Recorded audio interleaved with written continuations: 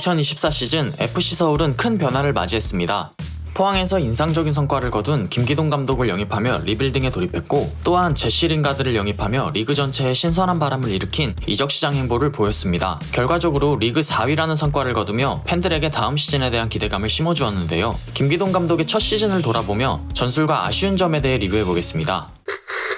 김기동 감독의 전술 철학은 크게 3가지입니다. 빠른 전환, 강한 압박, 그리고 최대한 빠르게 상대 페널티 박스까지 볼을 운반하는 전진 플레이. 직전 시즌 포항에서 김기동 감독은 4-2-3-1 포메이션을 바탕으로 경기를 운영했습니다. 수비 상황에서는 4-4-2 대형으로 전환하며 조직적인 압박을 시도했고, 전방 압박 상황에서는 풀백과 윙포워드의 움직임을 통해 2-4-4 대형을 형성하며 미드블록을 내어주지 않으려 했습니다. 이러한 전술은 높은 활동량을 요구했으며, 최전방 공격수는 종종 미드블록까지 내려와 볼 탈취를 시도한 후 빠른 윙어와 넓은 풀백을 활용해 속공 전개를 주도했습니다. 볼 점유율이 높은 팀을 상대로는 선수 간 간격을 단단히 유지하며 상대를 측면 지역으로 유도합니다. 이후 측면에서 상대를 압박하고 수적 우위를 활용해 볼을 재탈취한 뒤 속공으로 전환합니다. 반면 선수비 후역습을 구사하는 팀을 공략할 때 한계를 드러냈습니다. 볼을 점유한 상태에서 후방 빌드업을 통한 세밀한 공격 전개가 부족하여 창의적인 해결책이 필요하다는 점이 과제로 남아있습니다. 김기동 감독은 팬들에게 큰 기대를 받으며 시즌을 시작했습니다. 그러나 첫 경기인 광주전에서 서울은 아쉬운 경기력을 보였는데요. 4-2-3-1 대형으로 출발하여 수비 시 4-4-2 대형을 활용했으나 라인 간격이 균일하지 못해 조직력이 흔들리는 모습을 보였습니다. 특히 이선 자원들이 지나치게 후방 빌드업에 가담하면서 미드블록 이상으로 전진하지 못하는 답답한 경기 운영이 반복됐습니다. 이어진 인천전에서는 역시 4-2-3-1 대형을 바탕으로 변형 3백 형태를 구사했지만 3백의 위치가 왼쪽으로 기울여져 지나치게 좁은 간격을 유지하여 오른쪽 측면 하프 스페이스가 크게 노출되었습니다. 전방 압박 시 2-4-4 형태를 구사했지만 개개인이 채널링을 고려하지 않은 채 무리하게 뛰어나가는 모습이 이어지며 라인을 유지하는 데에 어려움을 겪었습니다. 결국 시즌 초 전술적 안정성이 부족한 김기동 감독의 서울은 홈 5연패라는 뼈아픈 기록을 얻게 되었습니다.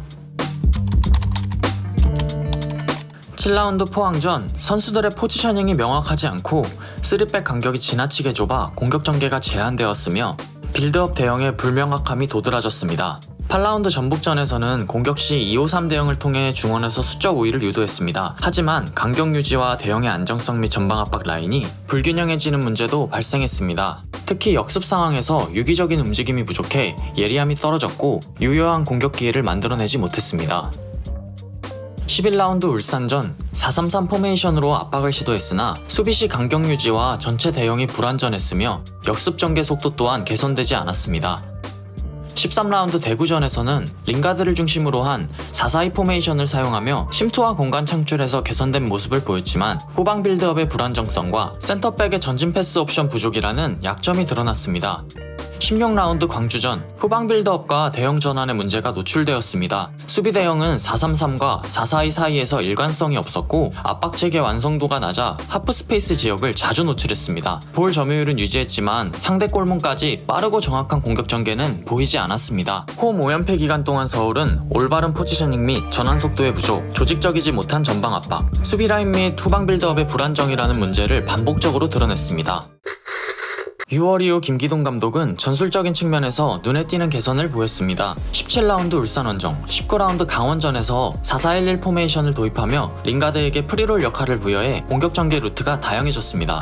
수비 시에는 무리한 전방 압박 대신 채널링을 활용한 체계적인 압박이 자리 잡으면서 팀의 수비 밸런스가 크게 향상되었으며 선수들의 포지셔닝이 개선되어 상대 수비 라인 사이의 공간을 효과적으로 활용하고 빠르고 정교한 공격 전개를 선보였습니다.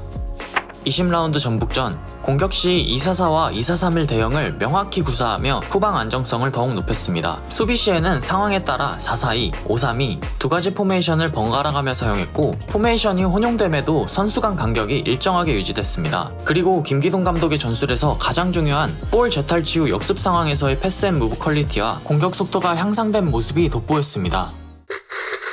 시즌 후반기 FC 서울은 상승세를 유지했지만 반복적인 전술 패턴이 상대팀에게 쉽게 공략할 수 있는 약점으로 작용했습니다. 특히 대전과의 30라운드 경기에서는 이러한 약점이 집중적으로 드러나며 3대2 패배를 기록했는데요. 대전은 4-4-2 수비 대형을 기반으로 전방 압박 시 4-2-4 형태의 압박 시퀀스를 효과적으로 구사했습니다. 특히 측면 공간을 의도적으로 압박하며 1대1 맨투맨 수비 상황을 유도했으며 이를 통해 서울의 불안정한 수비 구조를 효과적으로 공략해 득점을 만들어냈습니다. 서울은 4-4-2 수비 대형을 안정적으로 유지하지 못하며 하프 스페이스 공간을 반복적으로 노출해 상대의 공격에 취약한 모습을 보였습니다. 이러한 부분으로 인해 실점을 허용하며 위태로운 경기를 이어갔고 볼을 점유한 상황에서는 미드블록 이상으로 상대를 공략하지 못하며 효과적인 공격 전개가 이루어지지 못했습니다. 이 경기는 통계적으로도 지난 20라운드 전북전과 뚜렷한 차이를 드러냈습니다. 총 44개 항목 중 23개에서 전북전의 기록이 우위를 점했고 특히 패스 부분에서는 12개 항목 중 11개에서 전북전의 스탯이 더 우세했던 것을 보면 대전과의 경기에서 FC 서울의 빌드업 과정이 얼마나 매끄럽지 못했는지를 잘 보여줍니다. 수비 부분에서는 대전과의 경기에서 경합 상황이 더 빈번하게 발생했는데요. 이는 서울이 상대의 공세를 후방 지역에서 자주 막아야 했음을 의미합니다. 반면 인터셉트, 블락, 차단 수치가 전북전에서 더 높게 나타난 것은 김기동 감독의 빠른 전환과 전방 압박 전술이 대전전에서는 제대로 작동하지 못했음을 보여줍니다. FC 서울은 이어진 스플릿 라운드에서 2승 2무 2패를 기록하며 시즌을 마무리했습니다. 스플릿 라운드의 결과는 다소 아쉽지만 홈 5연패로 시작했던 어려운 출발을 극복하며 리그 4위라는 성과를 거둔 점은 분명 긍정적으로 평가할 수 있습니다. 스플릿 라운드에서도 김기동 감독의 강점인